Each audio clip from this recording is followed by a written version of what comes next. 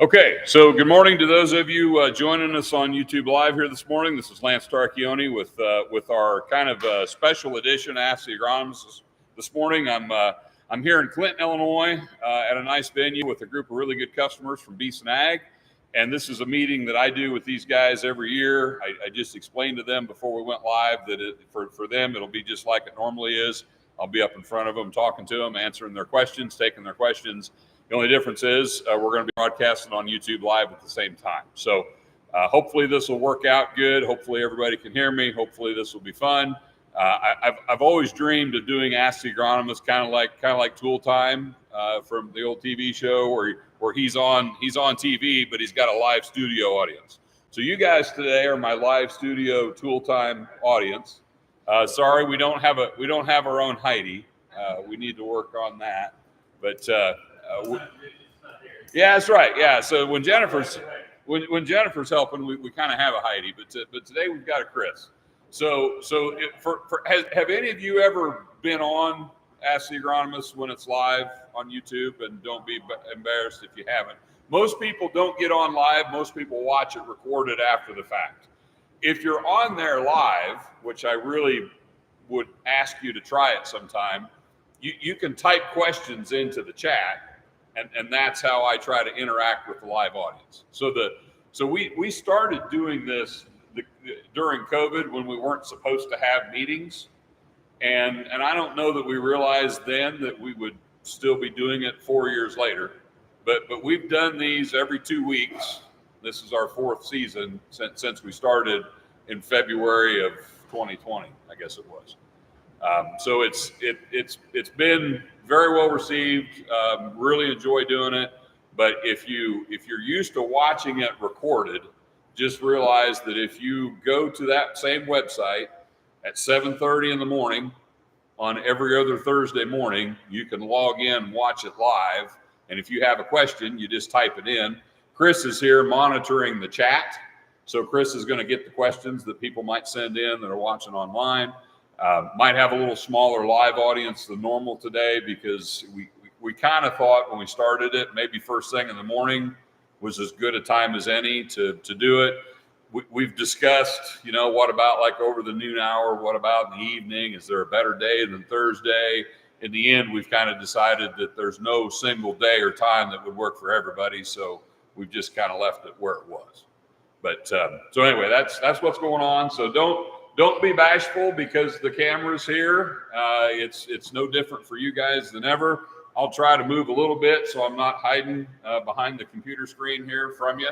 But and as one of you guys, I won't call you out. One of the guys pointed out I'm too big to hide behind this little podium and box here, so you can still see me. A gentleman here that hadn't seen me for a while noticed that I'm an easy keeper. And my wife has cattle, and she likes cattle that are easy keepers. Husbands that are easy keepers, not so much.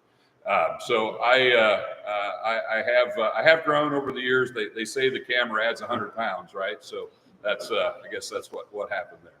But anyway, so happy to be here with you today. We want to talk about all the stuff that you all have questions about. So we can talk about diseases and why there's not more. We can talk about differences in planting date. We can talk about yield projections. We can talk about kernel fill. We can talk about why there's not more tar spot. We can talk about why is the April corn deader than the May corn. We can talk about why do the April beans have more pods than the May beans. We can talk about is this crop as good as everybody says it is. We can talk about water hemp control like there. So Brad says we can't talk about water hemp. So apparently you've all already talked to Brad too much about water hemp. So for the next hour and a half, they can talk to me about water hemp, Brad. Why don't we start with some disease pressure? Yeah. We've noticed in this area the crop looked really good for a long time. Right. Now, especially on beans, I think correct me if I'm wrong, but we're seeing some white molds and SDS. Yes. Yeah. And maybe some other diseases. Yep. Chris and I had breakfast with a couple customers this morning before we came here, and they had commented that they were surprised that they were seeing. They didn't know that it was white mold. You guys don't have white mold as often as north of here does. This is I would say an above average white mold year, that there's more of it than normal and it's moved further south than normal. Years that are bad white mold years for us tend to be wet and cool. And I think wet and cool probably describes this summer relatively well. I mean, yeah, we've had a couple hot stretches, but we have not been warm this summer. You know, the warm times were kind of normal. And, you know, we've been we had a couple comfortable stretches where we were having highs in the 70s in August. That's pretty good white mold weather. That's why white mold is a Northern Illinois, Wisconsin, Michigan, Northern Iowa, Minnesota problem. And in 2009, if you remember that year, which was also even cooler than this summer, a very cool, wet summer with a lot of late planting, also a lot of late maturing crops, and, you know, thanks to the company that Chris and I work for, we also planted a lot of fairly white mold susceptible genetics that year. That was the year we launched Roundup Ready to Yield, if you remember the infamous 7 to 11% additional yield that if they got white mold bad, yielded like half what they were supposed to. So, you know, white mold can be a very, very, very devastating disease if it's in a high percentage of the plants in your field. If it's a dead plant here and a dead plant there and a dead plant there, you know, probably negligible yield effect. But when you start to see patches of it where 80% of the plants are infected in that area, the infection can spread from plant to plant. So typically white mold is worse in lodged soybeans that are a tangled mess and they're all touching each other. And if you get that infection get started on the stem and there's stems and branches from neighboring plants laying in that spot, it'll spread into that other tissue as well. It starts through the blooms. So white mold's kind of an interesting beast. It lives in the soil as what's called a sclerotia, which is the fruiting structure of the fungus. Looks like a rat turd, looks like a weed seed. And you can kind of think of it like a weed seed because those sclerotia can live in the soil for up to 10 years. And that's what the little mushroom that comes up germinates from that sclerotia. And then the mushroom shoots spores up into the canopy of the crop. Those spores land on a dying blossom. So all blossoms, even if they make a nice 4-bean pod, are going to die at some point. And the dying tissue of that blossom is where the infection gets into the plant. So if you, it can, and I would say in general, later planted probably increases your risk of having a problem because those mushrooms generally emerge in late July, early August, and you have to have blooms in the bottom half of the canopy that late into the season. And if you plant your beans in March or early April, you might not have any blooms on the bottom half of the plant that late in the season. My worst field of white mold at home is a variety that is a little more susceptible to white mold. There are definitely varietal differences. They're rated in the seed guide. It's a little bit like tar spot in that everything is susceptible. It's just some things are more susceptible than others. But my worst field was my last planted beans. I see very little white mold in my April beans. I had one farm, the farm that we run cattle on all winter, that I tried to plant it May 19th. That was the day that we had my daughter's high school graduation party, and my wife said we were making too much dust. So we could not plant May 19th, and so we planted May 20th. So May 20th was the last day I planted beans. That farm's got enough white mold in it that it is going to reduce yield in that field. Now, I don't think it's going to reduce it 50%. It's probably more like 5%. But there's enough dead plants out there and enough patches that it's going to hurt a little bit. So group 4 being planted last might be worse. That would be, unless it just happens to luckily be very tolerant, which a group 4, we don't rate group 4s to tolerance. If you've got a group 4 planted late that's got a lot of white mold in it, I would say yes. The timing could have been just right in a bad way.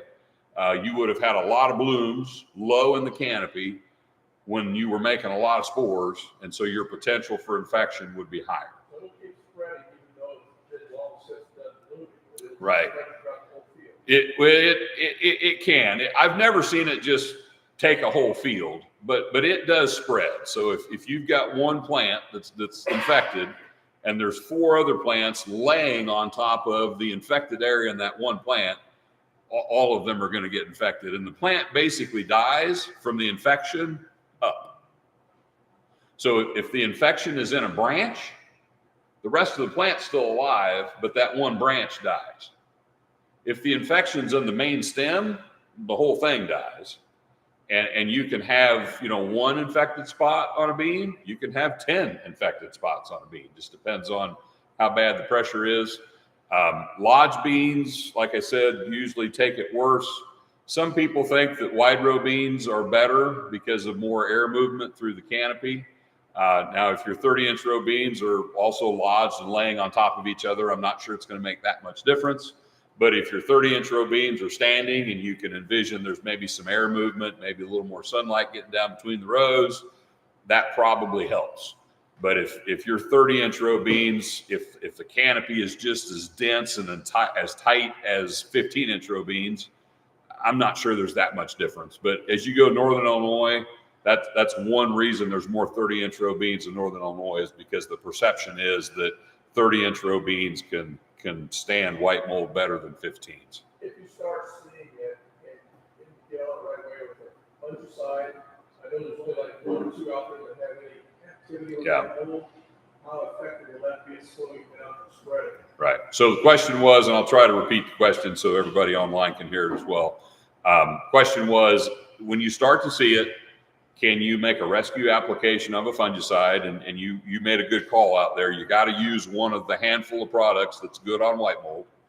Our Delaro Complete is a good white mold product. There are other good white mold products on the market, so you can find products that you normally use that are good on white mold.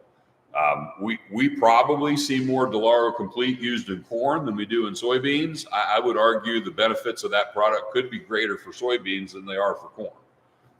Good product in both, but a lot of people have been using Delaro Complete because, they're worried about tar spot. It might be a better white mold product, in soybeans as well.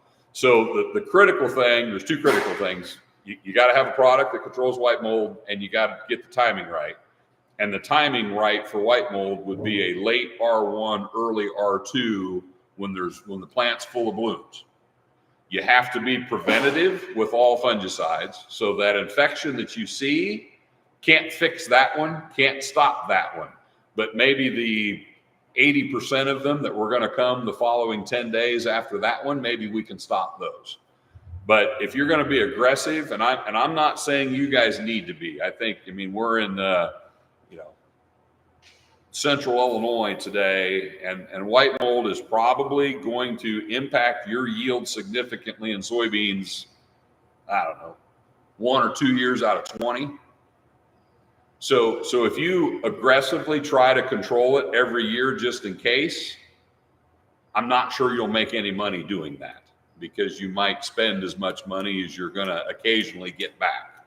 Now, the further north you go, there are people that they spray for white mold every year. And if you're going to do a good job on white mold, you got to spray early, you got to spray the right product. And if you want the full benefit of your R3 application, you get to make that one also later, because the white mold application is too early to give you all the benefits that you're used to getting from your standard fungicide application. Now, what I would maybe recommend, if you did want to be aggressive and try to do 2 shots and try to catch some white mold, you do that first one early at flower. Spraying fungicide and maybe some fertilizer at flowering time is not a dumb idea to increase yield in soybeans. And then you come back maybe a little later than normal, maybe like an R4 instead of an R3 with that second application, and probably have insecticide with both of those if it was me. And that would be a really, really, really solid program if we had $12 or $13 beans. At $9-ish beans, I don't know if that's justified or not. I actually kind of did that on my beans at home this year, not really because of white mold. I was just going after more yield. And so I do have a lot of soybean acres that have a 2-pass fungicide program on them. And I've got some yield checks, and we'll see what we see out of that. So other than some white mold issues or whatever, what's your take on this whole soybean crop? So I would say the yield potential looks outstanding. I've probably seen higher pod counts than I normally see. I've had multiple people text me and say, hey, I was out checking my beans. I pulled a plant. I didn't try to pick the best one in the field. The thing's got 108 pods on it. What's that going to yield? I don't know, other than it'll be pretty damn good.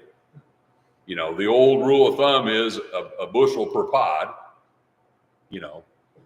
Probably not going to make 108, but does that mean they're 95? I don't know. The beans that have been harvested so far in the state are more in the 75 to 80 range from the reports that I have heard, but they're also all group 2s planted in March and the first week of April south of Springfield. So it's early beans early. Guys have had good success with early beans early as a way to move up your harvest and get some acres out early. I don't think an early bean early is ever going to out yield a full season bean early. So my hope is they're not cutting their best beans, they're cutting their worst beans. And if the worst beans are 75 or 80, that's going to be pretty fun for everything except the market. I see lots of pods. I see lots of potential. We could probably use another rain. Definitely my area we could. The yards are brown again. Nobody's mowing their yard. We have gotten dry over the last 3 weeks at home. My May 20th corn absolutely would appreciate another drink. It's still got 3 weeks to go on black layer. If we go 3 weeks with no rain, it's not going to be what it could have been. And I would say the same thing for the full season soybeans, and especially the later planted full season soybeans. They got a long way to go. And if we got to go all the way through September with not a drop of rain, which is kind of what my forecast says now, we got a really comfortable few days coming and then more heat coming back, not hot, just kind of normal. But, if September ends up being hottish and dryish, that's not going to benefit the full season crops and the later planted crops. I really thought that the May 15th to 20th corn had really good odds of being the best corn, but it's also got the most aphids. It's got the most green snap, and it's going to struggle here over the next 3 weeks to finish if you're dry. Now, I know there's pockets around here that had an inch plus last, Friday, maybe? Some of you might have got a rain. I've got one field from this part of the world in my climate account, and I got the email saying that field had got an inch of rain. I thought, that must be a glitch or something. But no, it was legit. So the guys we were with this morning, they'd had some farms had an inch and a half. So if you happen to catch some rain last week, that's great. If you haven't had much rain in September and you were getting a little dry towards the end of August, and you've got crops that aren't going to be mature for 3 weeks yet, corn accumulates weight in the kernel up until black layer, and if you're only quarter milk, if that plant doesn't die early, it's 3 weeks ish away from black layer. So if you planted 116-day corn May 20th, it's going to black layer, I'm going to say, about the 1st of August or 1st of October. Now, you'll probably have some beans to do before then. You'll probably have some earlier planted corn to do before then. But our planting dates this year were strung out over 2 months. I mean, there were some guys planting in March, and I finished the 22nd of May. So I think we've got a wide range of planting dates. We got a wide range of maturities. I mean, we had guys cutting 2.6 soybeans planted in Sangamon County in March, 10 days ago. There's corn coming out at 19%. Now that's 105 to 10-day corn planted the last couple. South of Springfield? 72 and south. So there's probably a little bit of it north of 72 too, but the 72 corridor. But those guys were planting the last few days of March, first week of April, running hard. There was a lot of corn planted in. Like I go over our rep that covers the Quincy area. I mean, he was, and this isn't any joke or any exaggeration, 85% of his corn crop was planted before the end of April. And quite a bit of it was planted in the first half of April. There's a big difference today in maturity or moisture on, when you say April corn, well, was it April 24th or was it April 5th? There's a pretty big difference in moisture on that crop today. And then if your corn was, May something, it's not even black layer yet. And then it's going to have to dry down. The May corn today is a lot healthier than the April corn, but you can't make that direct comparison today, or at least you shouldn't, because you're looking at, I'll put it in a personal analogy, comparing May 20th planted corn to April 15th planted corn on any given day is like comparing me when I was 25 to me at 54. It's not a fair comparison. I wasn't great at 25 either, but I was way better than I am now.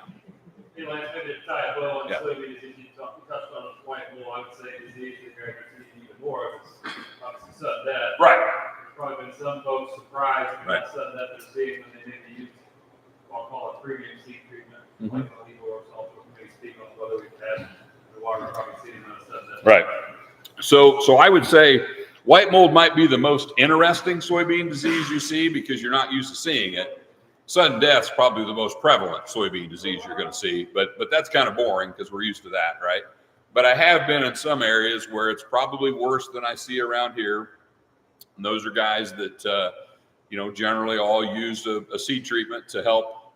I don't like using the word control. You need to get control out of your vocabulary when you're talking about some of this stuff.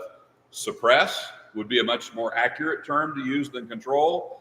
So if you planted your beans April 10th on good black ground and you picked a variety that we said was more tolerant to sudden death and you put Olivo or Saltro on it and you're still seeing sudden death, some people are like, well, what the hell? I did everything you told me to do. And I thought I wouldn't have to look at sudden death. So I really believe that if you went back in time 15 years and you took the genetics of 15 years ago with no seed treatment and planted them April 5th, which you weren't doing 15 years ago, we'd have a hell of a lot more SDS than we do today.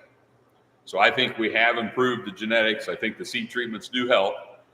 We've known for a long time, and this has not changed, and using Saltro or Olivo does not change this either, early planted beans are more likely to get SDS. The problem is, if you plant your beans later, they might still get SDS. And they're going to have less yield potential planted later than they are planted early. So generally speaking, we feel that you're going to gain more than you're going to lose by planting beans early. But just recognize that if you plant all your beans the first half of April and we get a wet year, which we've had this year, we've got the perfect environment for SDS. No matter what bean you plant, no matter how much seed treatment you stack on it, no matter how much fungicide you spray on it through the season, no matter how perfect Brad's fertility program is, it's still going to have some SDS. My hope is that it's a little patch in the field here, and that patch might be awful. That patch might make 40 bushel. But if that patch is an acre out of 80, and the rest of the 80's making 85, that's still going to be a good field of beans. And usually SDS is in your highest yielding fields. Who in here's got a patch of white timber soil somewhere that you've never seen SDS in? It does not do well in low organic matter soil. So if you're a poor guy like me and you got a bunch of bad soil, one of the little things, little benefit, throw us a bone every now and then, you're not going to have as much SDS. If you want to reduce your SDS pressure, Quit using fertilizer, quit trying to raise 90 bushel beans, and be happy with 55 bushel beans. 55 bushel beans don't get it as often as 90 bushel beans do. It is a high yield environment pathogen, just like crown rot and corn. That's what makes those two diseases kind of insidious to me, is that, everything you do to make your beans yield more and make your corn yield more is actually increasing your odds of having those two diseases, which is frustrating. But, I still think you're on the right track managing for higher yields, but just be aware that sometimes when we manage for high yields, the diseases like that environment too. You had a question, I think, that. Okay. All right. Any other thoughts before we move to the next topic? I'm kind of hoping you guys decide what the next topic is, so I don't have to. Yeah. You mentioned aphids and corn. Yeah. Go through that a little bit. Yeah. What you're saying. Yeah. I hate aphids. I'll say that. The aphid pressure that we had this year was a little bit historic, I think. The only other year that I've ever seen anything close to this was 2019, and I think in 2019 they were more isolated than they were this year. We had people freaking out about aphids all across the state. They're possibly worse in parts of Indiana than they were here. So I've talked to people all along the I-74 corridor across Illinois and into Indiana, that are finding isolated fields with 20 to 30% barren plants because of aphids. The reason the plant is barren is because the plant was under so much stress, it literally aborted the ear. The ear shoot is there. You can see it. It's rotten, and there's no grain on it. And for every one of those, there's probably 3 or 4 that's half an ear, and the rest of it aborted. Kind of more typical. You've seen tip back in dry weather. You've seen tip back under stress. So the moderate aphid pressure caused tip back on the ear. So what you've got is you've got a cob that's this long with this much corn on it. But on the really bad plants, if they were heavily enough infested, there's no grain on those plants. And on some of those plants, some of the leaves have even died. Now the rest of that plant is going to be healthy until Thanksgiving because it's not doing anything. Yeah, it almost died from stress of aphids. It's living the life of Riley now because it has no ear to feed. Life is good. So if you find some barren plants at harvest time, if they've got kind of a black, dark look to them, if they just look a little weird, you'll be able to tell it was an aphid plant in November.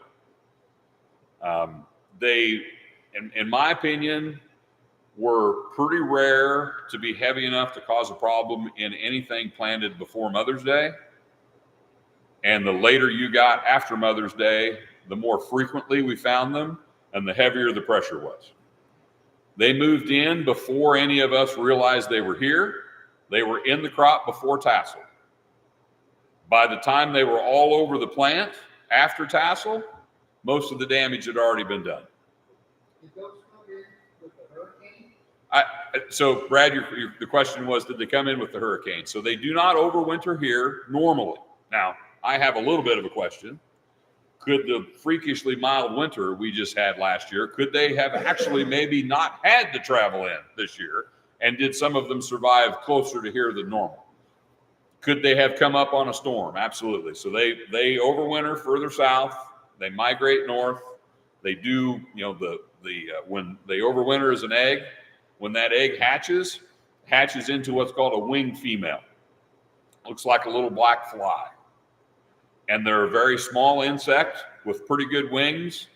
And I don't know that they do that much flying, but they're a damn good glider, riding storm fronts, riding on the wind. So I imagine a good storm can move them hundreds of miles without much trouble at all. That winged female is going to go someplace where she wants to start raising her family. I think they must have the ability somehow to selectively pick fields, even hybrids, that are for some reason more attractive to them. We don't know if it's something about the reflectance of the wavelength of light that's coming off the crop that they can sense. Is it the color of the crop? They probably don't see color like we do, but somehow they have the ability to pick out what they like. And there's certain products that they like more than others. The other possibility is there's probably some hybrids that just the sap that they're sucking from that plant is better food source. And so is it more that they just thrive better on certain hybrids because that hybrid is feeding them better than some other hybrid? Those are a couple of theories that are out there. I don't know which it is. Could be a combination of both. My personal opinion is they must have some way to go where they want to go and seek out what they want to seek. And I kind of wonder if that winged female, lands on a corn plant, samples a little bit of what she's going to get from that corn plant, either likes it or doesn't like it. If she doesn't like it, maybe she goes to another one. And once they find where they want to be, I'm sure, like a lot of animals and insects, they have the ability to let all their buddies know that this is where you want to be. And the cool thing about aphids, God was feeling particularly creative when he invented aphids, because they are, think of this, there is no such thing as a male aphid. They're all females. I think we got some people who'd like to figure that out too. But so that's one of those things I usually say when I'm not on YouTube Live. But, so this will be like ATA Raw, maybe, I guess. So they're all females. Every aphid is born pregnant, and they give birth to live young that are born pregnant. And that is why they can populate so quickly. They can just explode. And every entomologist that you've ever asked about spraying aphids will warn you not to spray for aphids, because if you wipe out all the beneficials and you only kill half of the aphids, the only thing you're going to have 2 or 3 weeks after you do that is a bunch of aphids. So it's hard to know what to do. Looking back in hindsight, it looks like we should have been more aggressive. It looks like we should have sprayed earlier. It looks like we should have sprayed different stuff. The other challenging thing with aphids is there's nothing cheap and safe that's really, really, really good on them. Lorsban was pretty good. We don't have Lorsban anymore. Malethion's very good. Dimethoate's very good. Bifenthrin is okay. Bifenthrin is what most of us used, and I think it killed a lot of aphids. It does a really good job where you get good coverage, but it doesn't fumigate the whole field quite like a malathion or a Lorsban or a dimethoate would have. So I think those kind of harsher, nastier, stinkier, older OP chemistries are probably the best products to use.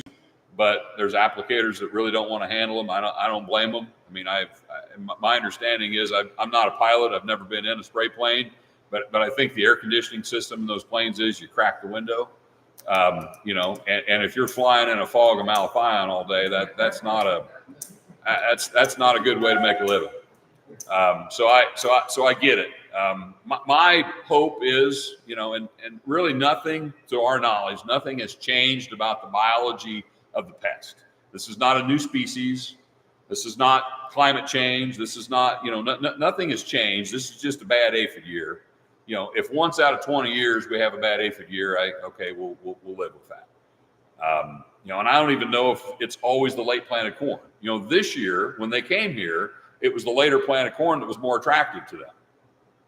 If they'd have come 3 weeks earlier or 3 weeks later, would something different have been more attractive to them? So late planted corn is kind of getting a bad rap for aphids right now. And I don't know that planting your corn in April guarantees you that you won't have aphids. It worked that way this year, but it might not work that way every year. Is it just a cycle, or what causes them to kind of fade out? Right. So they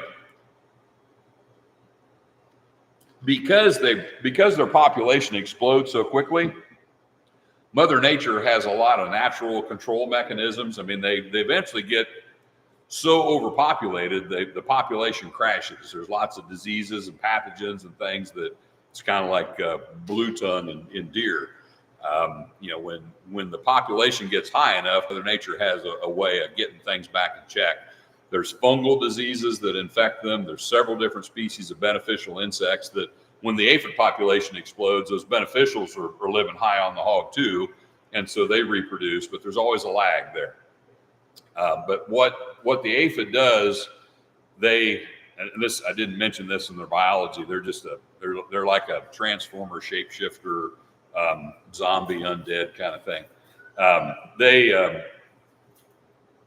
They're born on a plant and they stay on that plant until it either gets to be the end of the season, or they get eaten by something, or they die, or they get so overpopulated on that plant. This is one of the really cool things about them. When they get overcrowded, they can magically grow wings to fly someplace else to spread.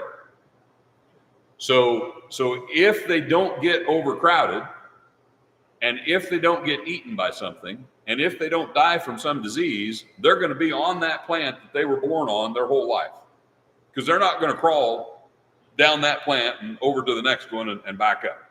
They stay on that plant.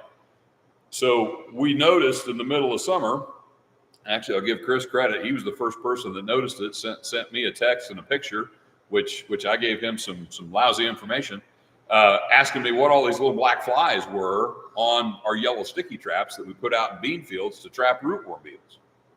I didn't know what they were. And so I, sent a picture to one of my colleagues that's smarter than me and thought, oh, that's a winged female of the aphid. And that's when it dawned on me, because these yellow sticky traps were coated with them. I mean, the rootworm beetles could have walked across the aphids and stayed out of the glue. They were just covered both sides with these winged female aphids. And it kind of blows my mind to think about all those were winged. So why did I tell you they grow wings when they got overcrowded? So that means that every damn one of those winged females was only on that trap because whatever corn plant they used to be on, there were so many of them, they were overcrowded.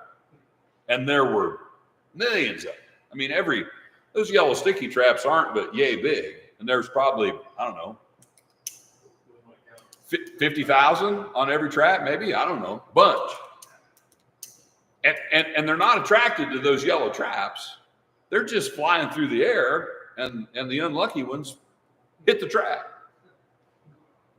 So the air was just full of them. And actually somebody told me, and I didn't know this was a thing either, some people, you can have respiratory problems breathing in, crap. So, there was a lot of aphids. And unfortunately, I've been in fields, Chris has been in fields, maybe some of you have seen this. There's probably some isolated fields out there that might be off 40, 50, 60 bushel per acre due to aphids. Now, the corn crop's good enough. I think it's still going to be respectably good corn. But if you got stuff doing 275 and this field makes 225, that feels kind of sucky. Have you noticed a lot of southern rust? So Brad's question was southern rust. I have found it. I found it for the first time maybe 2 weeks ago. It gets a little easier to find as time goes on, but no, I would not say I found a lot of southern rust. Does that surprise you a little bit? It does at the hurricane? Doesn't that come up with winds? Well, it depends on how bad it is in the south, and I'm not sure they've had the right growing. Maybe the southern rust isn't bad in the south either. And if it's not really bad in the south, it's not producing spores for the storms to carry up here. And we've had storms, but apparently either there was not a lot of rust spores carried in the storm, or when the rust spore got here, for whatever reason, the weather wasn't exactly what it was looking for. So I'm probably more surprised at how little tar spot we see than I am how little southern rust we see, because tar spot overwinters here. Tar spot does not have to move to get here. It's here every year. Southern rust is not here every year. It has to come in. And there's some years it just doesn't come in. And if it doesn't come in, it's not going to be bad. What about that? Mm-hmm. It's actually, I would say, quietly become the worst corn disease this year. And that's the top of the plant dying. So Dave's question was, what about anthracnose? So anthracnose is a pretty common disease. It's in the soil, it's in the residue. Every sample of crown rot we send in, you typically find anthracnose in that too. So anthracnose is a very common pathogen, but like it's a fungus. All fungal diseases are highly influenced by the weather. And, whatever conditions that we've had this year of temperature and rainfall and timing and stress, and, it's a good year for anthracnose. So I'm seeing a lot of anthracnose top dieback, and every plant that's got anthracnose top dieback is also going to have anthracnose stalk rot. Some of those plants have crown rot in addition to the anthracnose, and those are going to fade the fastest. Fungicide definitely helped. So I had a call from a dealer 2 days ago that they had a hybrid of ours that is a pretty healthy hybrid that I have not seen a lot of bad anthracnose in. And they had a complaint because they thought they were seeing more anthracnose than they should. And I said, well, that's interesting. I said, can you get me some more information? I think I'm starting to see differences based on what fungicide was used, what rate was used, and what was the growth stage that it was applied at. And I said, I'd like to know those details. And his response was fairly simple and fairly quick.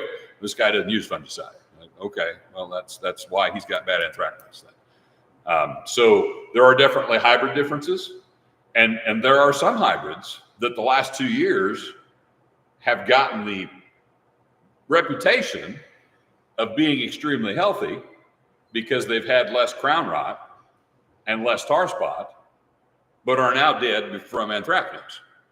So every one of these diseases they're different. And it's very common for a particular hybrid to be really good on 2 of them and average on 2 of them and suck on 2 of them.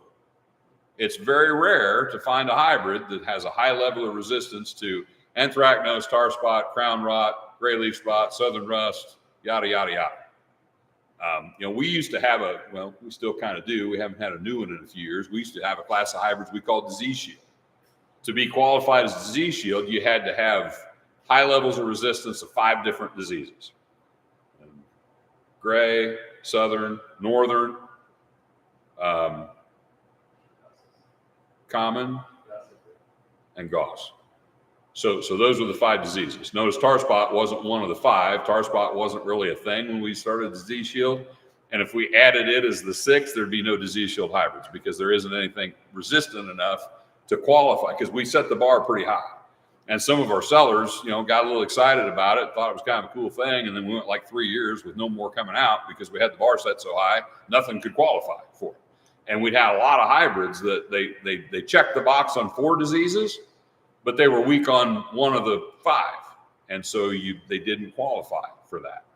6422 was one of those. It missed disease shield by 1 particular disease. So it's pretty rare that you find a hybrid that's resistant to everything. And if you do, it's also resistant to yield, would be the good likelihood. Yes, sir. Now we've been through, 90% of the growing season. If you could go back and, put together a fungicide plan or protection plan, what would it look like considering what we've had? Just curious. Okay, so question is, looking back in hindsight, and that we do that every year. And every year, at the end of the year, we know what we should have done. You know what hybrid you should have planted more of. You know what hybrid you should have planted less of. Should you have used more fungicide? Should you use less fungicide? Should you have used a different herbicide program? At the end of the year what we should have done differently. What you don't know is every year is going to be different. Next year, that won't be the right. If you do next year what you should have done this year, I guarantee it won't be right. Now, will it be closer to right? Maybe. We do a lot of that, whether it's what hybrids we plant, how you market your grain. So last year, if you sold a little too aggressive too early, you kind of shot yourself in the foot, right? So by God, I learned my lesson. I'm not doing that this year. How's that working out for us? So we do that with everything. I had a friend of mine. He built his first grain bin a year ago. He's pretty damn convinced that any farmer who says they make money owning bins is full of shit. So, I'm not supposed to cuss on YouTube Live either. So, sorry, kids. So I guess what I would probably do is not too much different than what my standard program is for every year. So V5 fungicide does not cure anything. It does not stop tar spot. I don't think it even suppresses tar spot.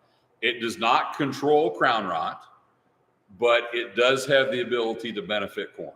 And I have seen yield increases from a V5 only of up to 25 bushel in some really crazy situations. I've seen 0 a lot more often than I've seen 25. The average is probably enough to pay for it.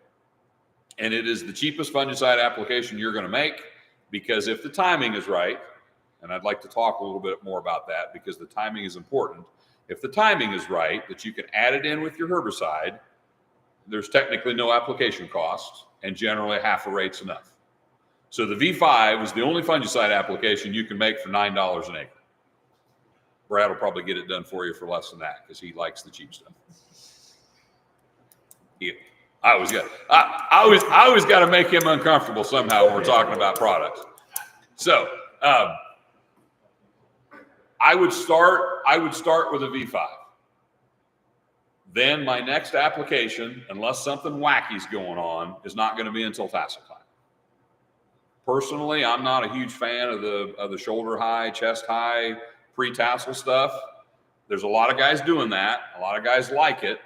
But if you're going to do that, you're going to need 2 in-season applications, because that shoulder high stuff is not going to get you to black layer. So if you want to be super aggressive and you want to prepay 2 applications in corn, not count the V5. If you count the V5, it'd be 3.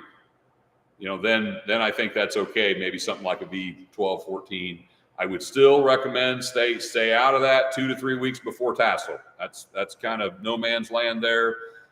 People's opinions vary on that. Some people say that, hey, if there's no surfactant in there, we got that problem figured out, nothing bad's going to happen. I think bad things can still happen if you're putting fungicide on before tassel, but too close to tassel. So a lot of products, the cutoff is like V14. And so that'd be about 4 leaves before tassel. So be a little bit careful with that if you decide you want to play with that timing.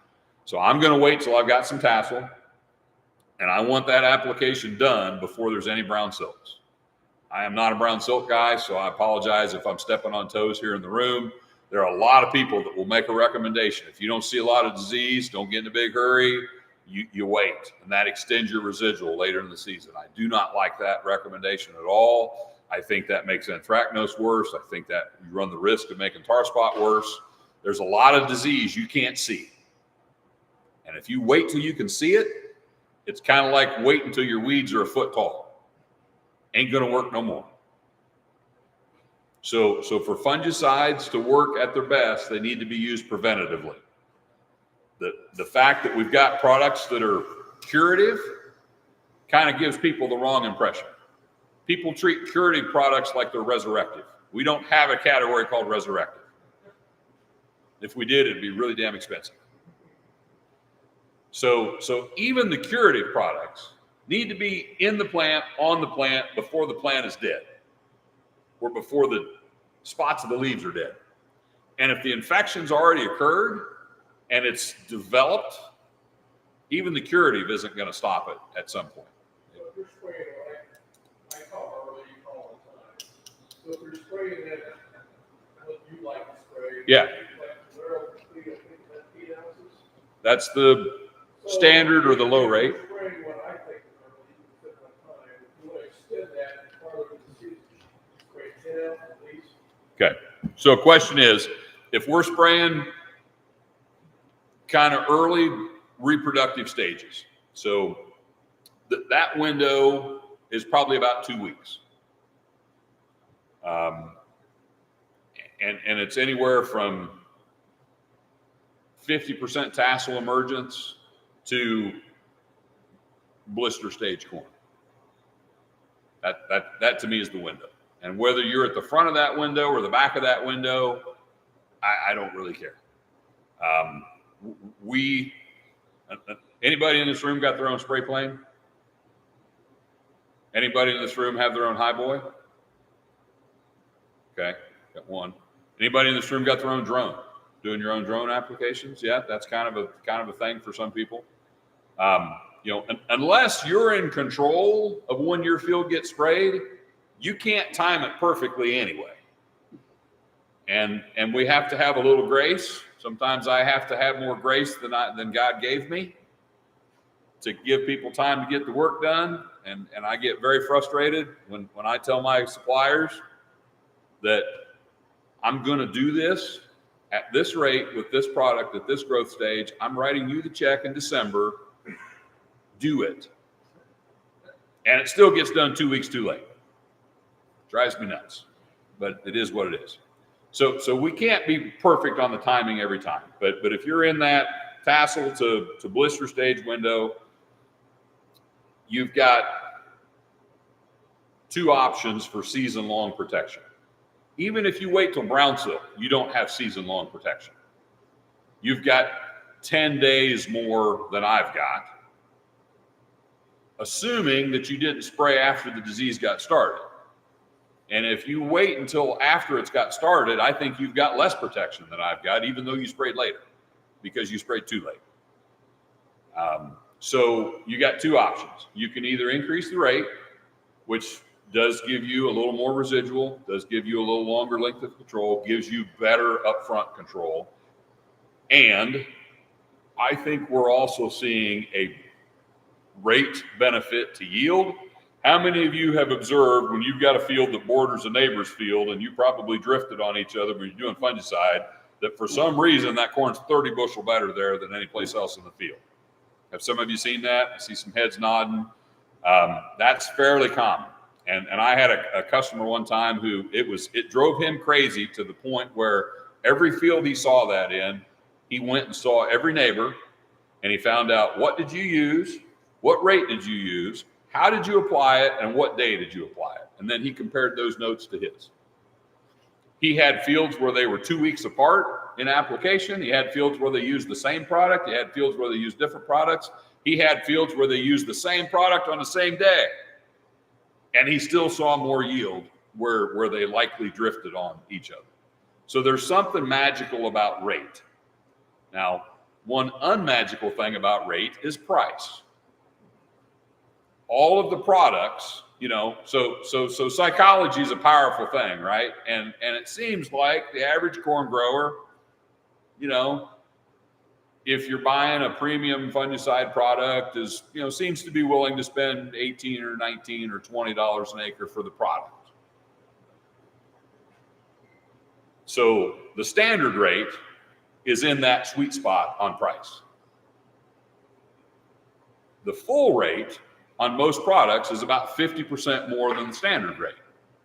So that $18, $19, $20 an acre turns into $27, $29, $30 an acre, not counting adjuvants, not counting insecticide, not counting any extra products you want to add, and not counting the drone, the highboy, the helicopter, or the plane, which adds a lot to it.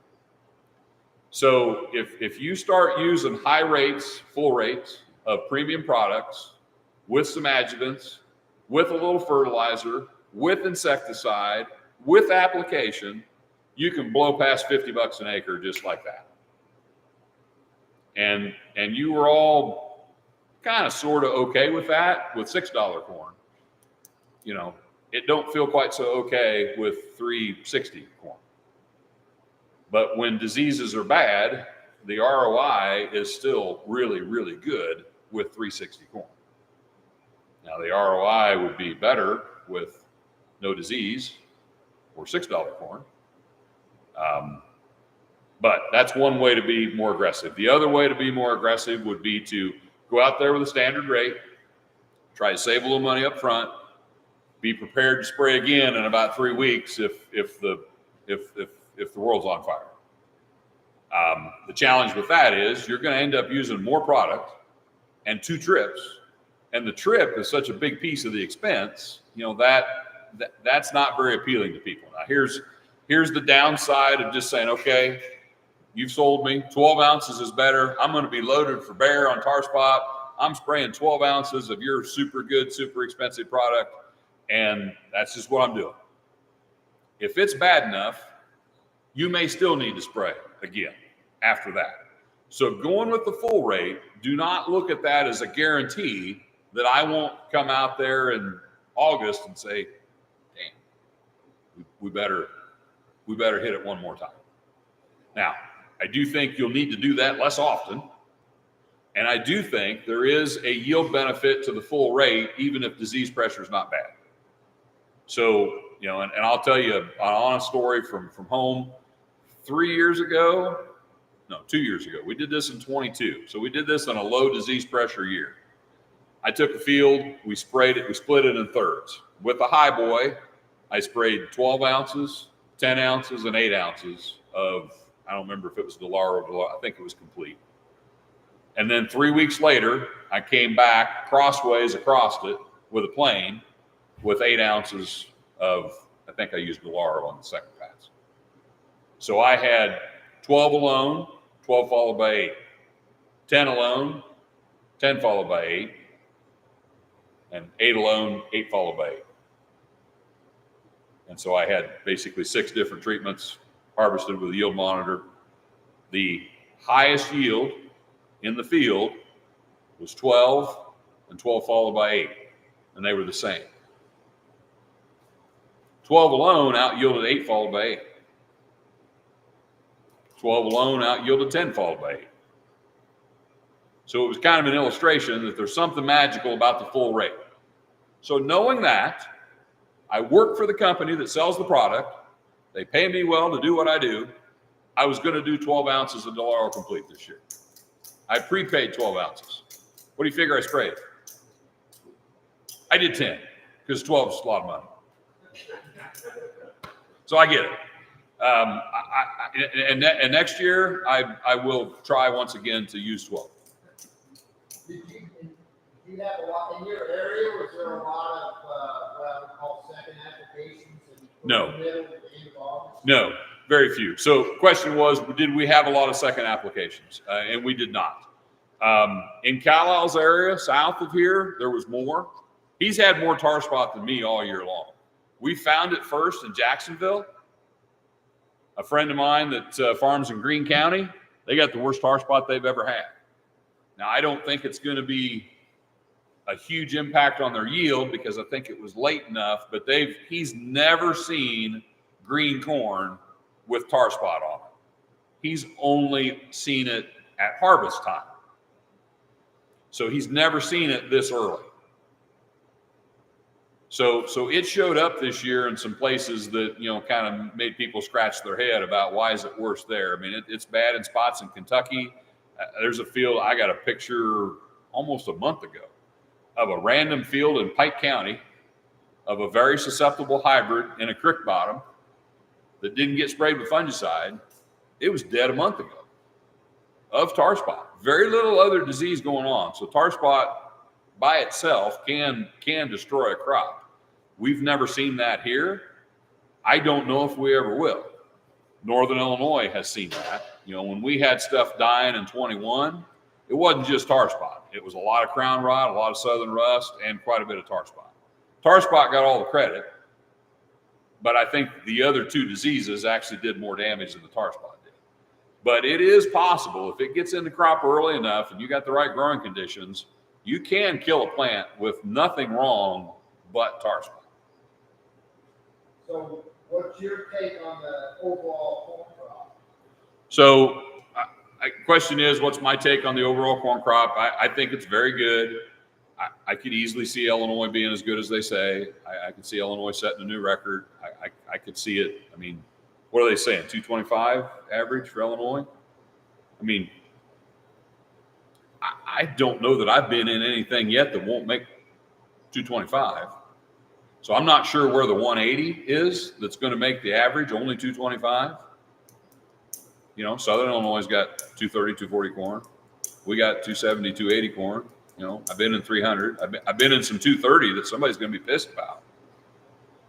You know, so I think people will be disappointed, Brad, but they're only going to be disappointed because their expectations are just out of this world high, partly because you got to have the bushels with the price situation we're dealing with, partly because how beautiful it's looked, partly because everybody's talking about how good it is.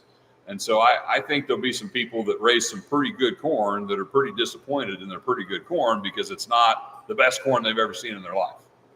But I do think that some of you will harvest the best corn you've ever seen in your life. If you notice over your area, in our area, a lot of the corn was trees that went out for a long time. Mm-hmm. We can tell there's still plenty of nitrogen there, waiting for that to come up over the year. Yeah. Did you see that over your area? Yeah, no, I would say so the question was, did we see corn that stayed really green, really healthy looking, till late in the growing season? Yes, we did. We're seeing some firing now. We're seeing some anthracnose killing the top of the plant. We're seeing more tar spot. We're seeing a little more disease. We're seeing some crown rot. But generally speaking, this crop has looked very healthy all year long, surprisingly healthy, because we've talked a lot about disease here, and there's all sorts of people that were predicting this would be a bad disease year. And the bad disease, every week we thought, okay, we've made it this far, but boy, by next week, things are going to start going backwards. And then we got the next week, like, well, boy, it still looks pretty good. Week after this, it'll, and we're still kind of saying that. And it does get easier to find tar spot every week. But, if you're 10 days from black layer, it doesn't have time to hurt your yield. And we're going to have a lot of corn that dies with tar spot, not of tar spot. Dying with tar spot doesn't necessarily hurt anything. I would say too, right? Walking fields, looking at kernel counts, looking at ear counts, right? The potential is there for a very, very good crop. To Lance's point earlier about how the crop finishes, right? If you take I'll use an arbitrary number, it's a 16 by 36 average year, let's say 34,000 final stand.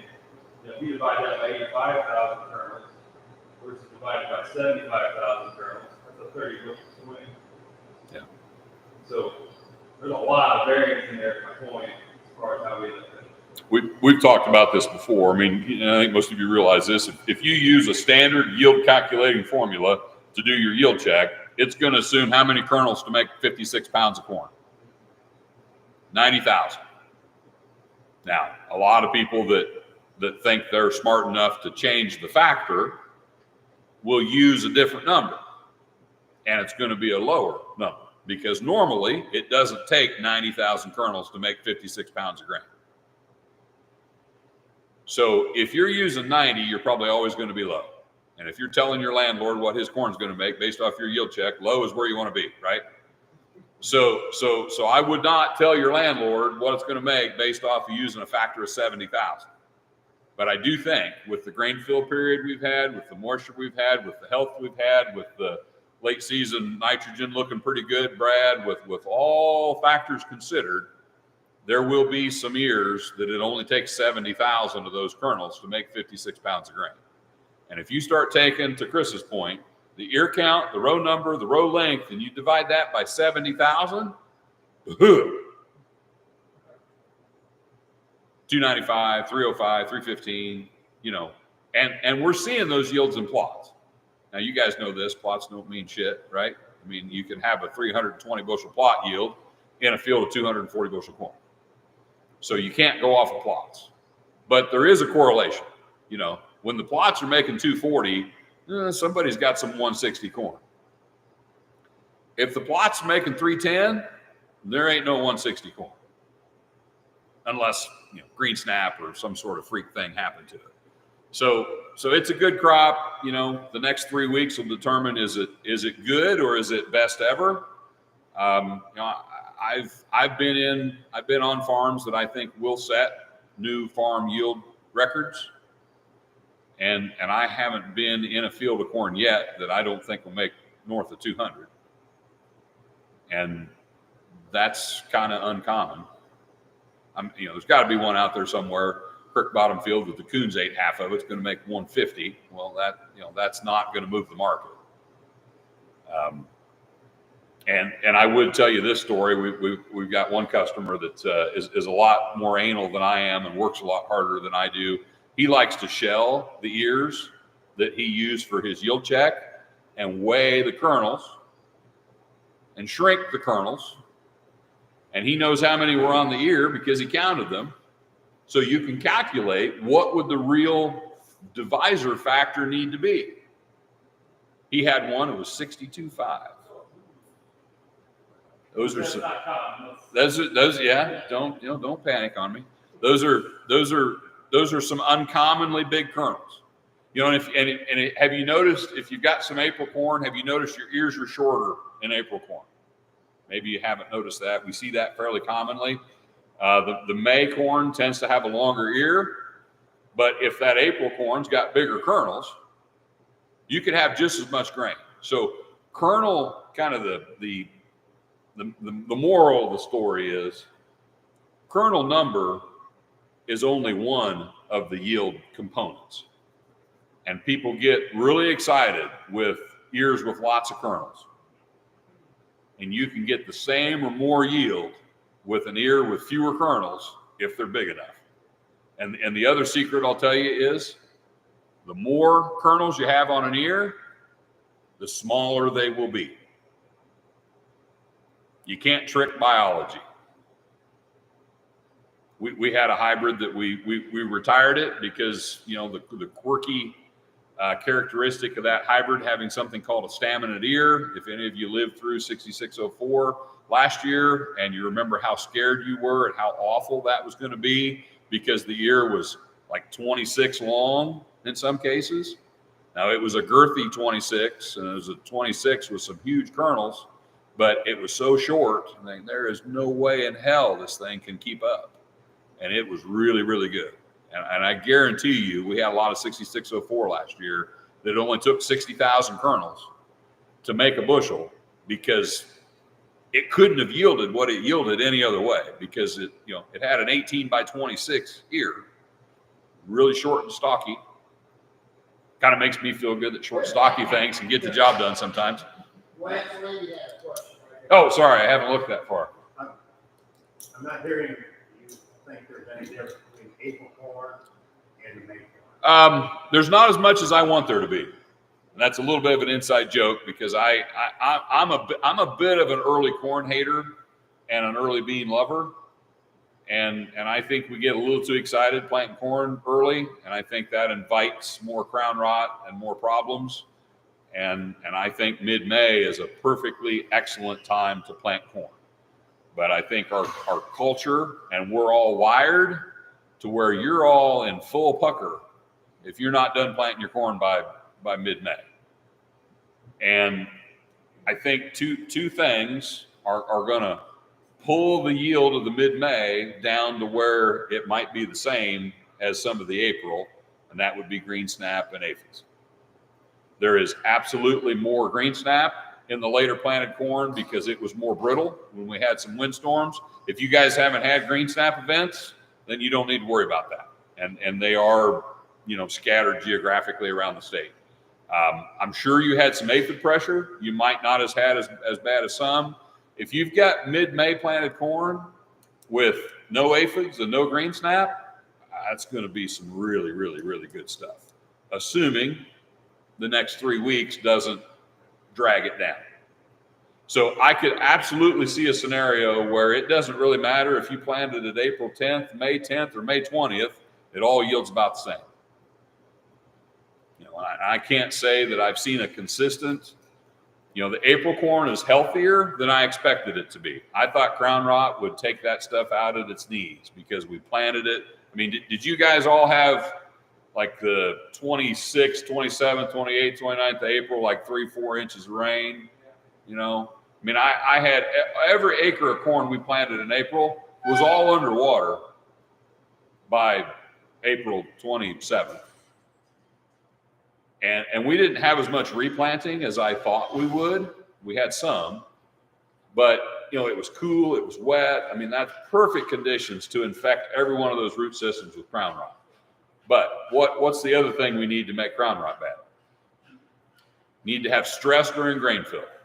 Hot, dry weather. So you said heat, so I'll accept that answer because heat is a stress. So you need stressful grain fill period. We've had the opposite of a stressful grain fill period.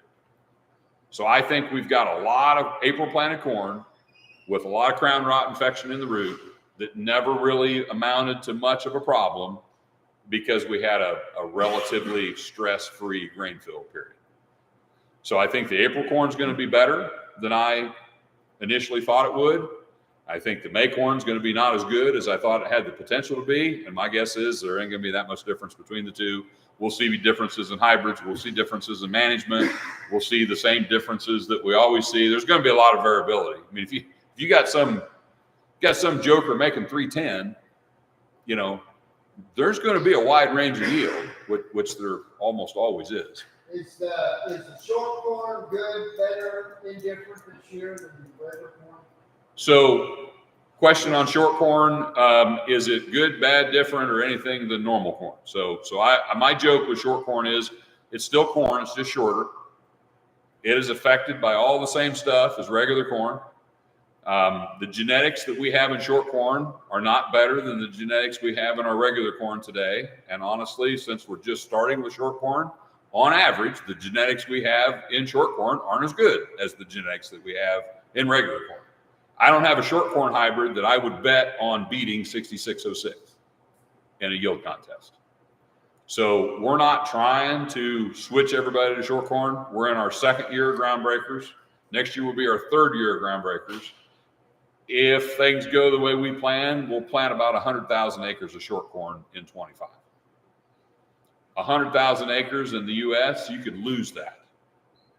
So we're learning as we go. We're learning as we breed. We're learning as we develop the biotech version of short corn, which will be really nice to have for you because it's going to make a plant that's shorter with a higher ear versus what we have today. And it's really nice for us because the biotech trait is a single dominant gene. If anybody of you remember your genetics from junior high and your Punnett squares, the breeding trait that we're using today is a recessive trait. So that means it has to be in both parents, which is a real challenge for a seed company. And it also means you have to have huge isolation because any pollen coming from any non-short corn inbred makes a tall. And none of you all want to plant short corn with 10% talls in it. Looks a lot like high oil corn. And you didn't like how that looked either, Dave. In fact, for this application, drone, helicopter, airplane. Yeah. What's if you could rank those three? The drones are real popular.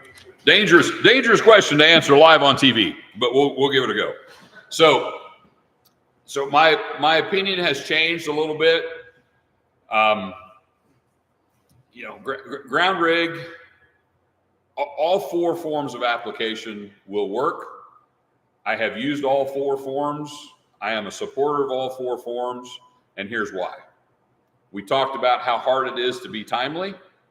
We cannot quit using any form of putting on fungicide because we need to do more of it and we need to do it more timely. So I like them all. It's more important to do it, number one.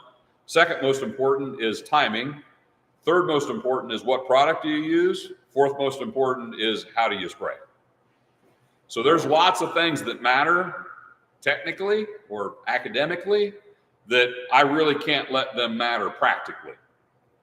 So, ground rig gives you the best coverage. Ground rig also in some areas of the state this year couldn't run for a month because it was too wet. I had guys that were 3 weeks too late spraying their fungicide because they were so locked in to doing it with a ground rig because that's better. It's not enough better to spray it at the wrong time. They'd have been better off to cancel the ground rig and go get a plane or go get a helicopter or go get a drone or go get whatever you could get. All of the aerial application tools don't have uniform penetration across the swath width because every one of them, the swath width is wider than the wings, wider than the prop, and wider than the downforce of the drone. I sprayed my alfalfa for weevils using a drone, hired a guy to do it. I was pretty impressed. That thing would blow your hat off when it took off. I mean, it was moving the foliage of the alfalfa. Swath width is 30 feet. It's moving the foliage about 10 feet wide underneath the drone. So what about the 10 feet over there and the 10 feet over there? You know, the helicopter, you know, right underneath the propeller, underneath the rotor. I mean, it's damn windy there. It's moving all over the place. We use helicopters to make green snap happen in our test plots. So they move stuff around, but not out there. The planes, you know, if you stand, anybody ever stood underneath a plane when it went over? You know, the whoosh of air of that plane will about knock you down. Years ago, when we had to send in fuel. Yeah. Yep. That's I won't say that on air. Anyway, I had a glyphosate cancer joke, but I can't tell that. So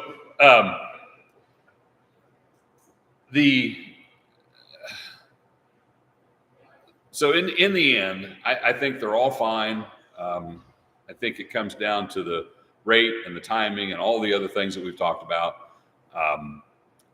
You know, I see people have done some comparisons, and you know, I've never seen anybody compare all four of them in any sort of a study that is meaningful to me. I've seen people compare ground rig to drone at a couple plots and make some big inferences based on a couple plots. You can't do that either. You know, there's some data floating around out there that said a drone was better than a ground rig. I don't care.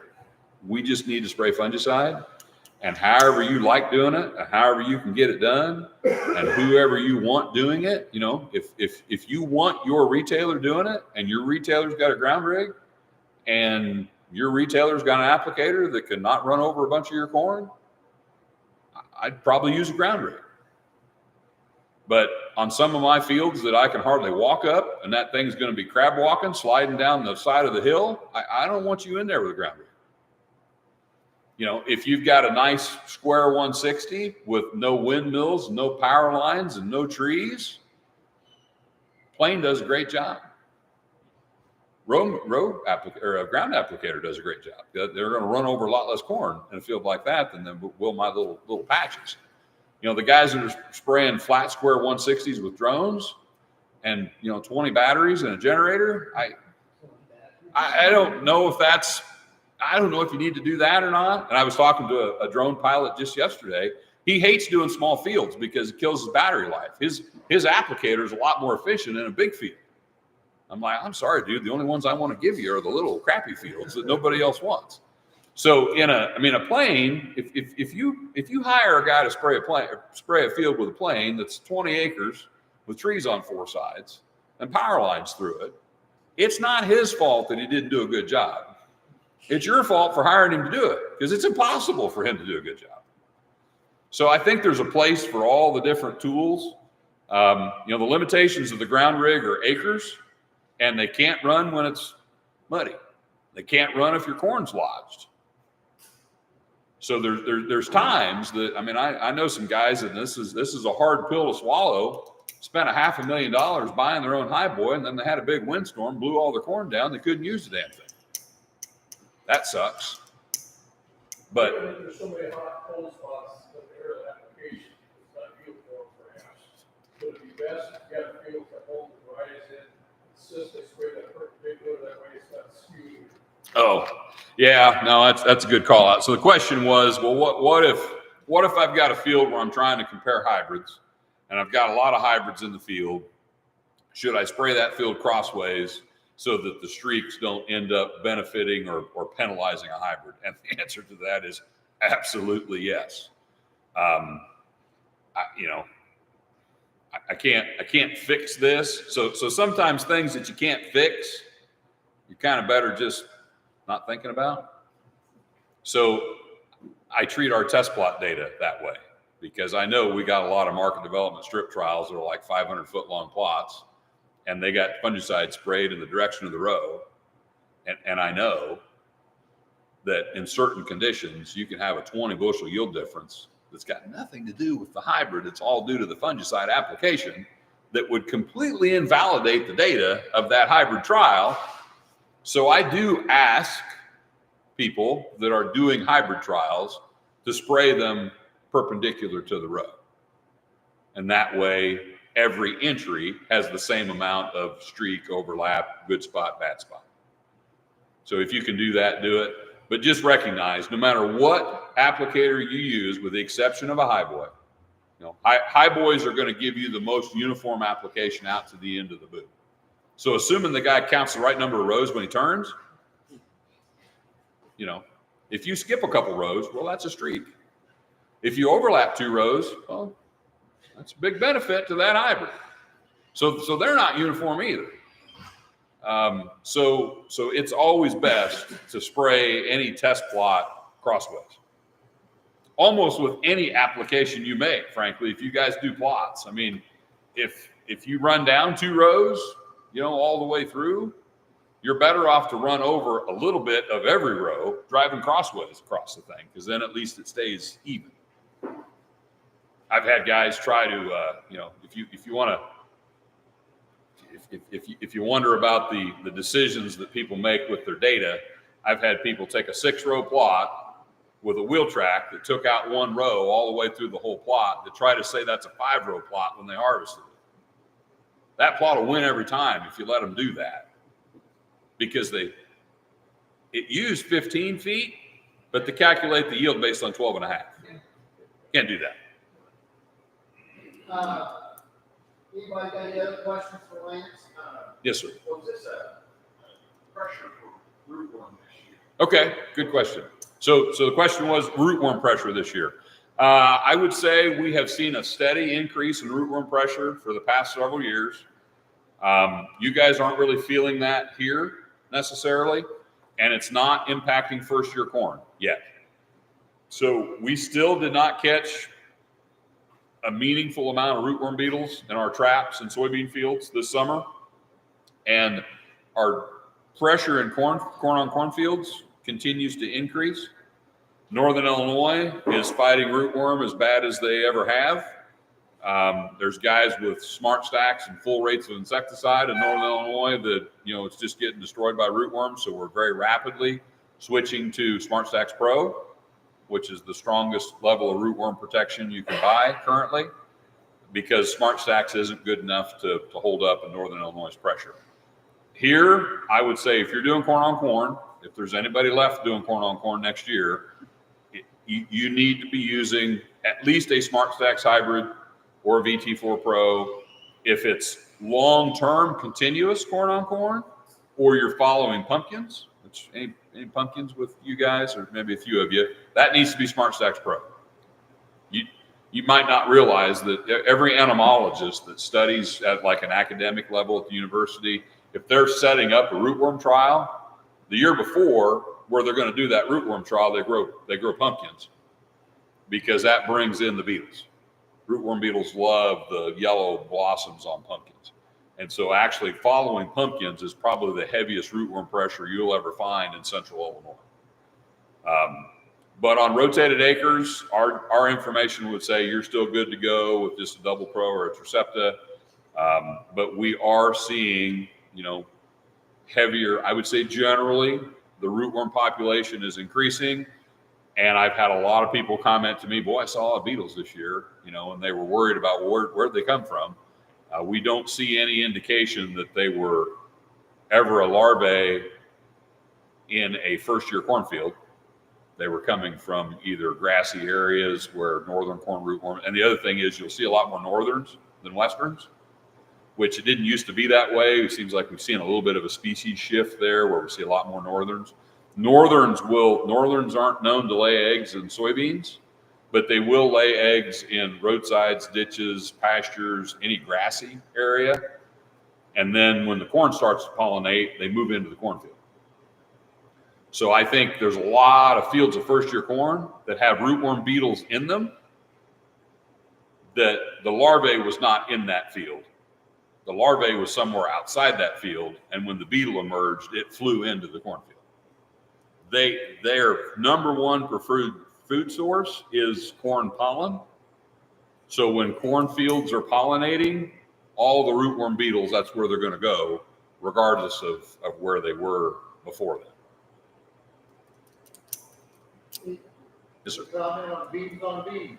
Beans on beans. There's a man trying to save some money.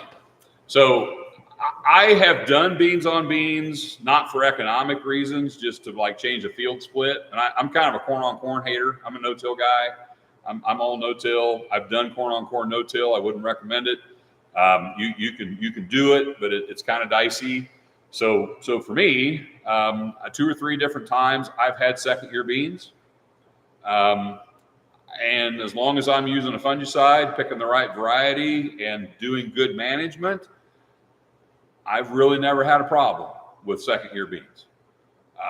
It's kind of a taboo thing, you know. It's more taboo than corn on corn.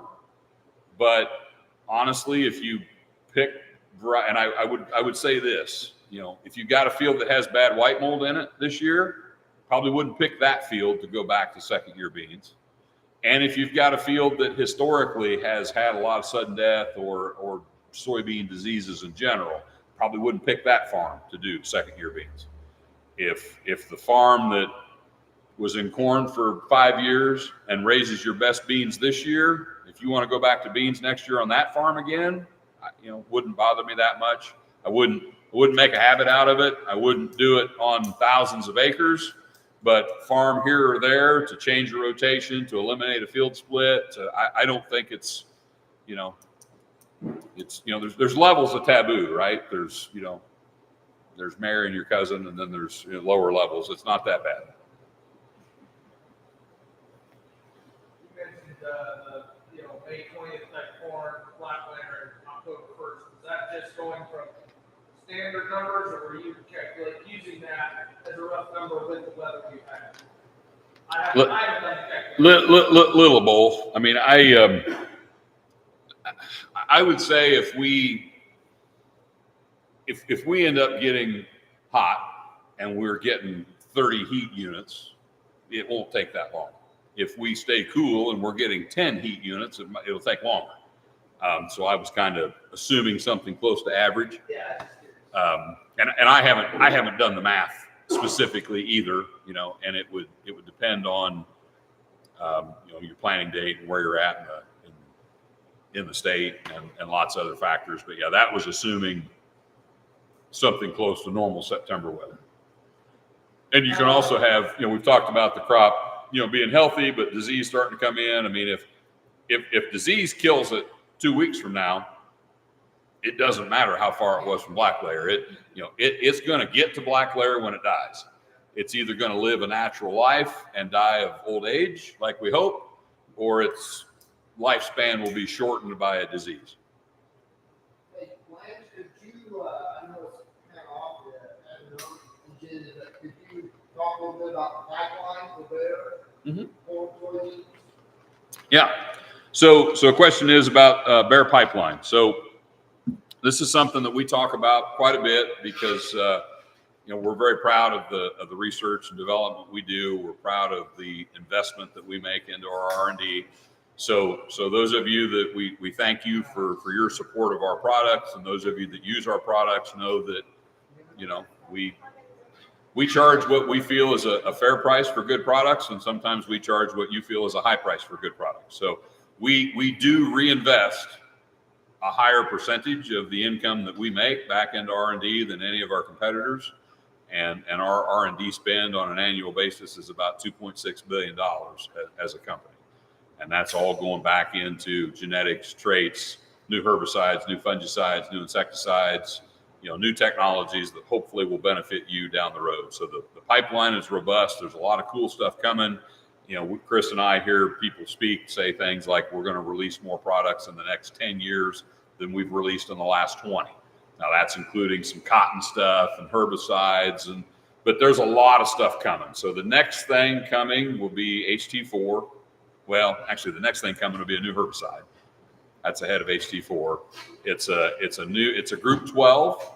So group 12 is not new, but group 12 is kind of new in North America.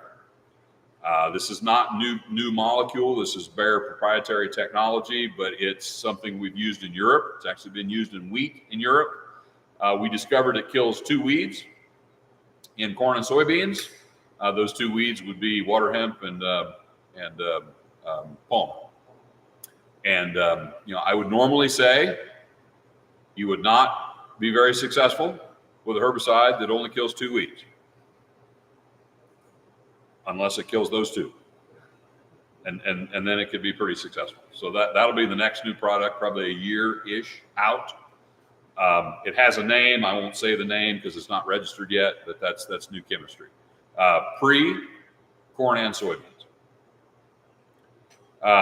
Next after that would be HT4, which HT4 is the 5-way stack of soybeans. So that's going to take XtendFlex, which XtendFlex is resistant to dicamba, glyphosate, glufosinate. And we're going to add 2,4-D resistance and HPPD resistance. The specific HPPD in that product is mesotrione. So it's a meso trait, which that's the active ingredient in Callisto.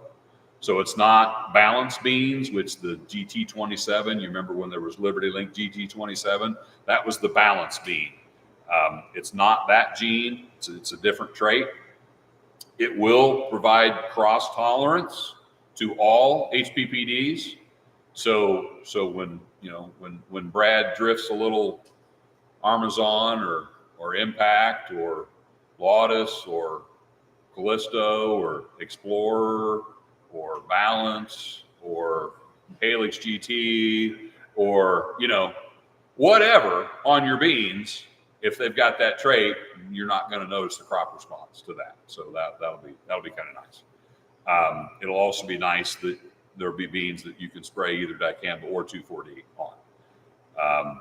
There's new traits in that have to be approved, and new chemistry being developed to go with those products as well. That's probably 27-ish is the first year that you'll have a chance to buy those. On the heels of that is HT5, which adds a proprietary PPO resistance trait and more new chemistry to that. And then maybe a decade after that is HT6, which is a completely brand new mode of action, be the first new mode of action in herbicides since about 1990. Anybody know what the last new mode was? We've mentioned it several times here in the last few minutes.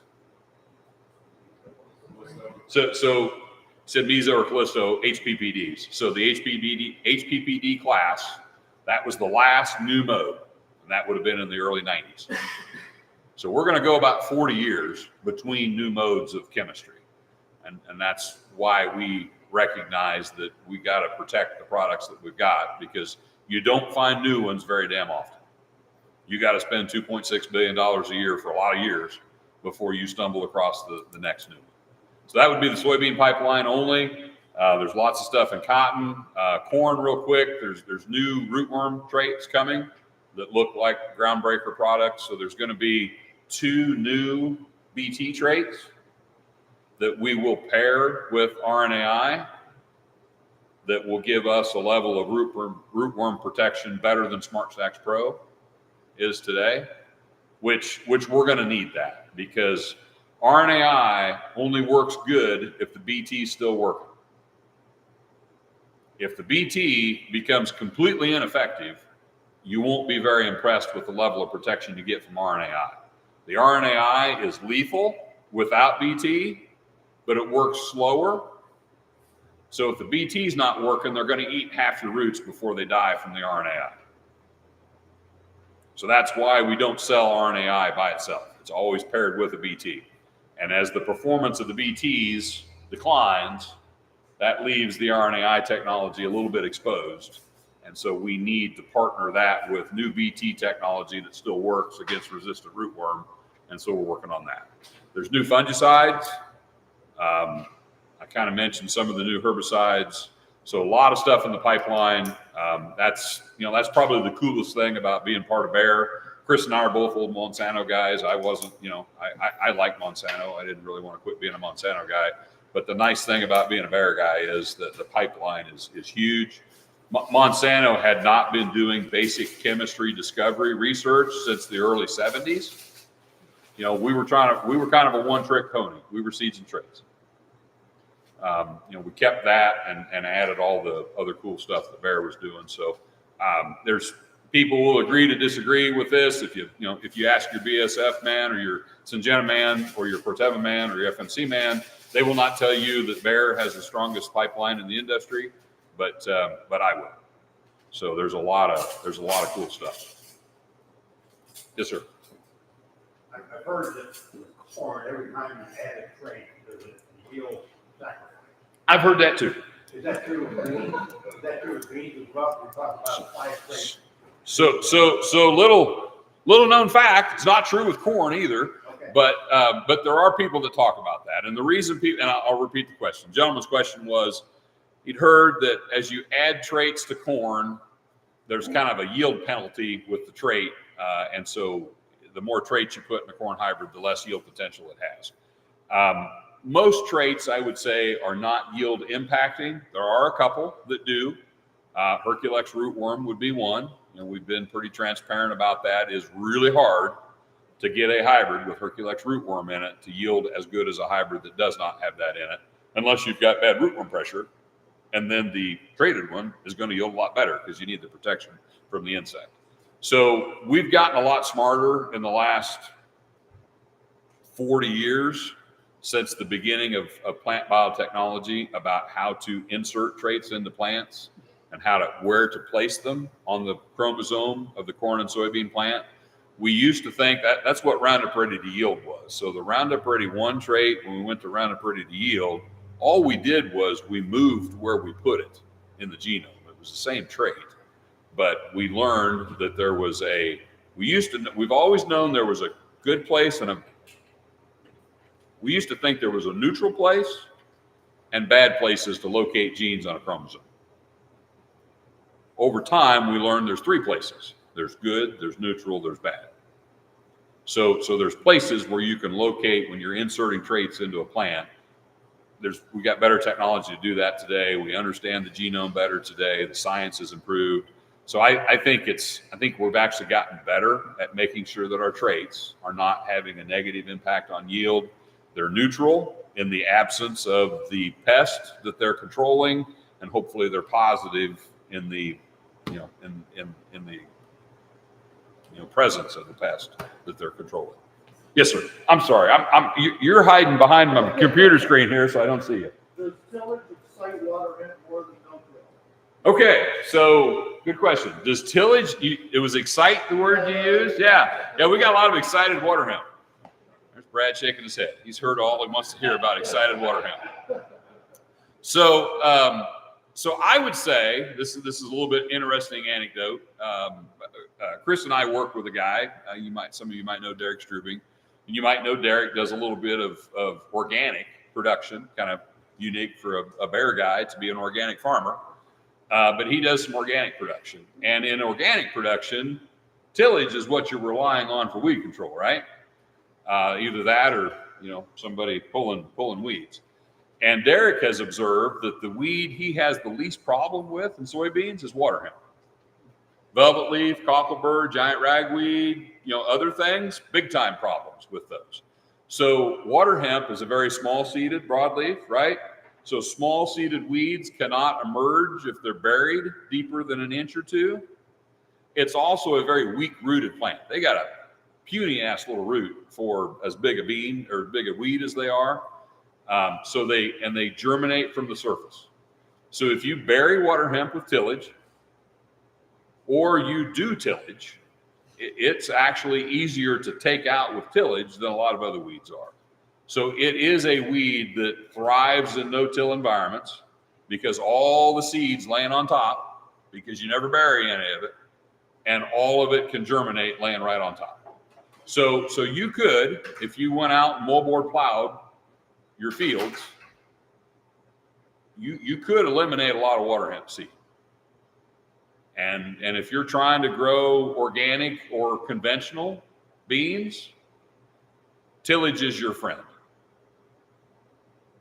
And, there are people that, friends of mine that are in Brad's line of work that, think within their career, row crop cultivating will be as common as it was, back in the day again.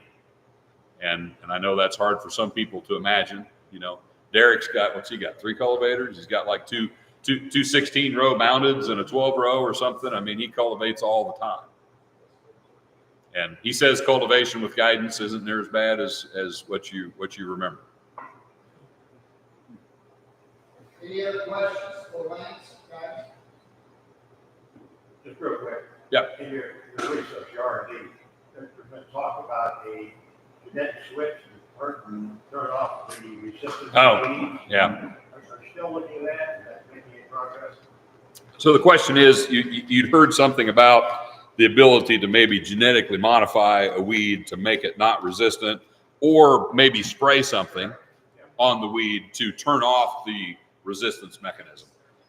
We proved that is theoretically possible in greenhouse studies. We proved that, we developed molecules that if you spray them on a glyphosate-resistant water hemp plant, you can now kill it with Roundup.